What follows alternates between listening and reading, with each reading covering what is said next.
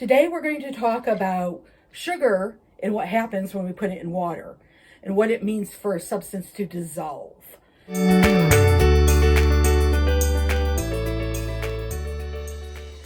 a lot of you probably have done this before where you've put sugar or salt into water and watched what happened.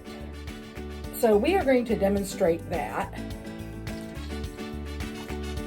So I've got some water and I am going to add some sugar.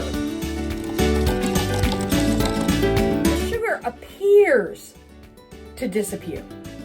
Now, if you taste this sugar water,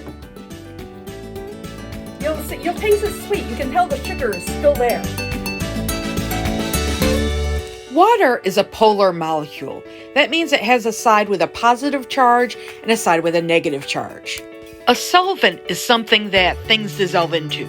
In this case, our solvent is water, H2O.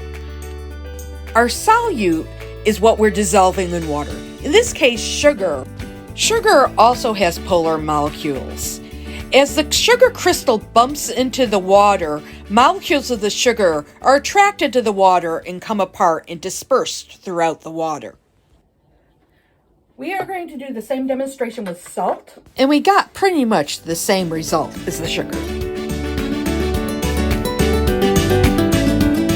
As we kept adding sugar, eventually the water could not hold any more.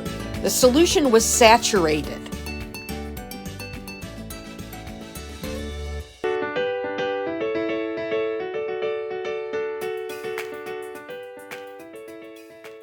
So I want to show how temperature affects how well things can dissolve. So we have got some cold water, room temperature water, and hot water.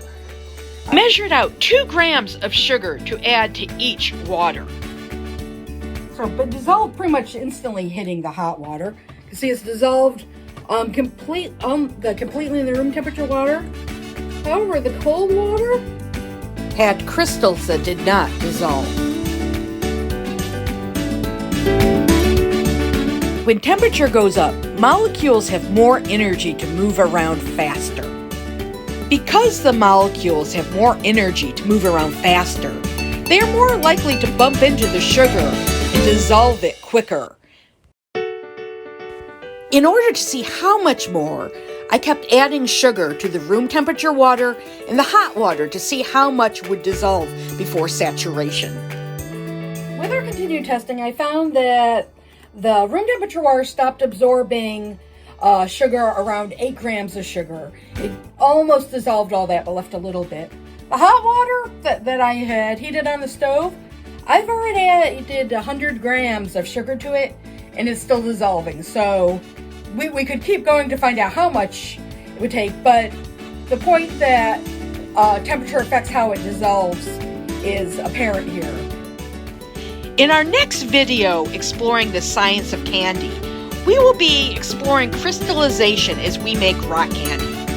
If you enjoy these videos, please hit subscribe and like, and tell your friends.